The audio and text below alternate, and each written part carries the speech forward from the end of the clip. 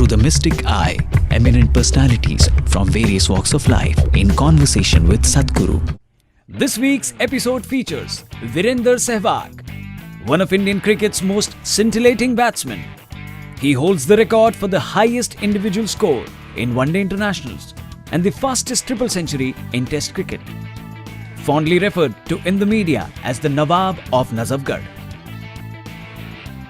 Sehwag has opened the batting for India for over a decade, and his right arm off spin has seen the Indian team through some tight situations. In April 2009, he was honoured as the wisdom leading cricketer in the world. Watch as Sadhguru and Virendrasehwag look at the very mechanics behind what it takes to successfully play both the game of cricket and the game of life. The critics or whatever, somebody is criticizing me or somebody is saying something, me gives, I'll become more determined to score runs also. But I'll get very disturbed very quickly also. So what I should do at that time? Should I reply to them? What is the most important part of your life is what's happening within you, isn't it? Yeah. Whether misery happens within you or joy happens within you, it only comes from within you, isn't it? So if joy is coming from within you, why can't you have it coming all the time? If it was coming in the Delhi tap, I know it goes dry. But if it's coming from within you, why can't you keep it flowing? Because we have not taken care of this, isn't it? How you are should never be determined by how somebody else is. Once you allow that, you will remain a slave to somebody all your life, because they will decide whether you will be happy or unhappy. Yes. The question is not about justice and injustice, that's a different thing. But still, whether there is justice or injustice, the most unjust thing that you can do for yourself and everybody around you, especially other people who have such a big expectation of you, is that you make yourself unhappy. Because unhappy means unpleasantness. Unpleasantness means inefficiency of life. Inefficiency of life means you will get out. In your profession, true.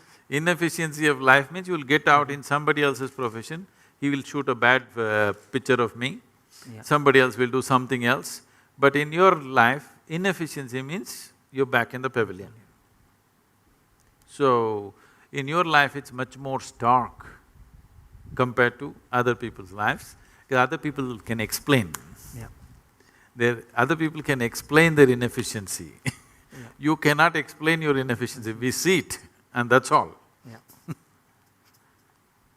And there are so many expectations from people, from family, from friends, that every time I walk on the field I have to score runs, and they want to see me on the field to score, hundreds. So it's difficult to perform at every time, but the expectation is there when I got out. So my son says, Papa, why are you getting out every time? Why not you scoring 100 every time? So, I can understand he's conscious, he's a child, he doesn't know anything, but still he's expecting from his father that whenever he goes to the field he can score runs, at least 50 or 100. So that expectation is so much… You have more hundreds than fifties. Yes. You're one of the few who has more hundreds than fifties. Yes.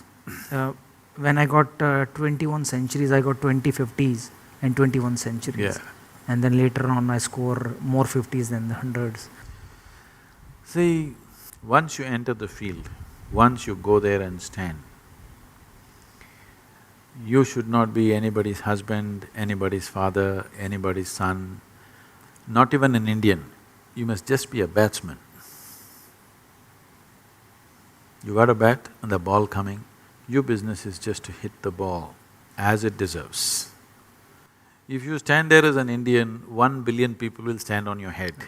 It's too much heavy weight to carry. If you stand there as a father, your children will sit on your shoulders. Very difficult to play the game with 2 children sitting on your shoulders.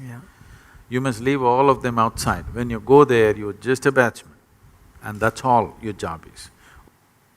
You must exclude all these things. But it's very difficult for me to, For that leave that thought behind. For that also there are methods. See, right now, I am constantly involved with people day in and day out, 20 hours a day, I'm on and on and on with people 7 days of the week. Yeah.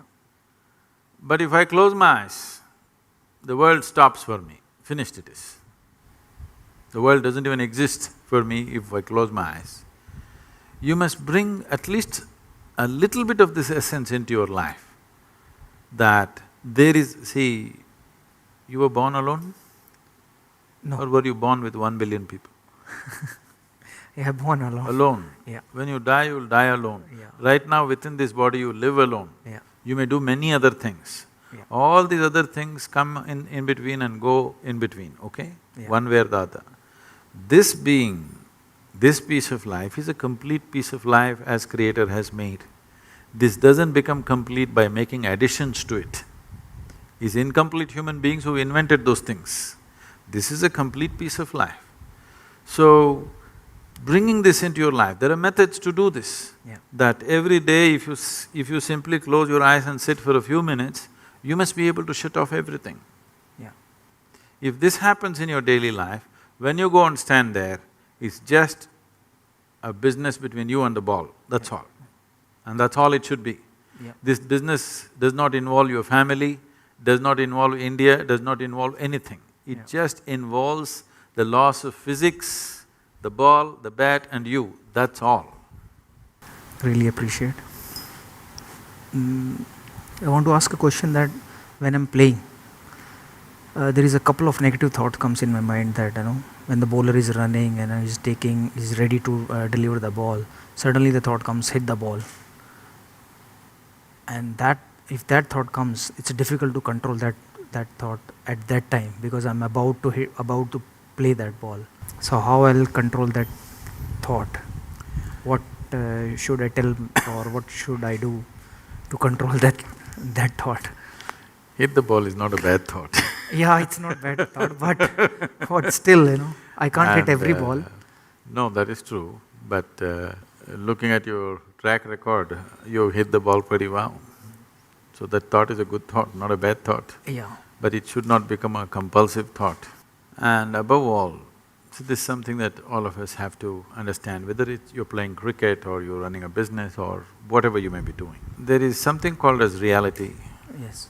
There is something called as impressions of reality that we carry within ourselves. Yes. Suppose you never played cricket in your life, for the first time, you stand there. Yes. If a ball comes at you, you would naturally like to look at it, how it comes and then hit it. Only because you played cricket for a certain number of years, Yes. now you have this thought, because there is a score to fulfill and there are expectations, this time India has to win and so many things, expectations of 1 billion people, Yeah. all that stuff. But actually, you don't play a game.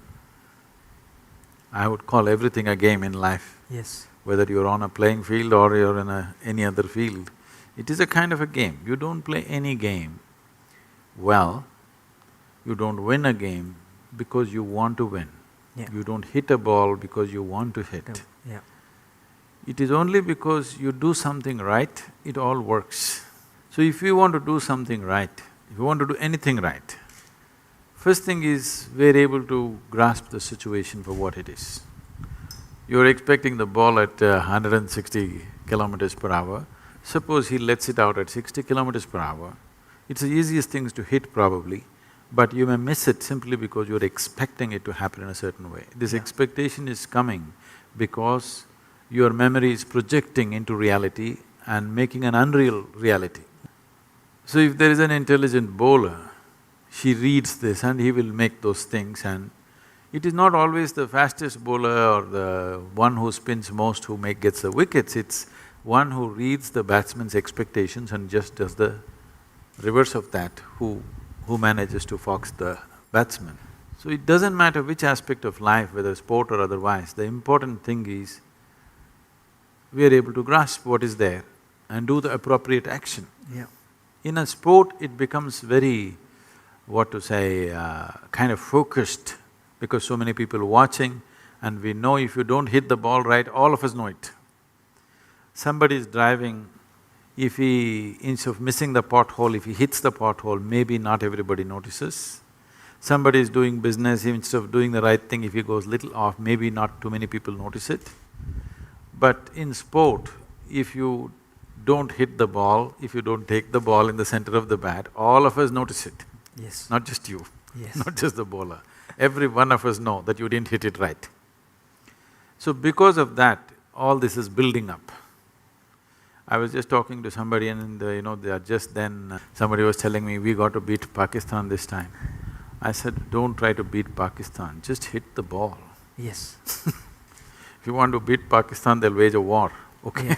Yeah. You don't try to beat Pakistan, all you have to do is hit the ball. If you try to beat Pakistan, Pakistan is not in the ball, it'll be somewhere there. Yes. In trying to beat that, all that'll happen is you'll go and sit in the pavilion. That's all that'll happen. Yes. In human mind, there is perception, there is memory, there is imagination. People are not able to keep these things separate.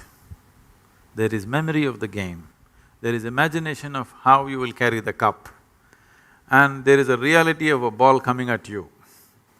It is only the reality that you can handle. Memory and imagination, you can only fancy with.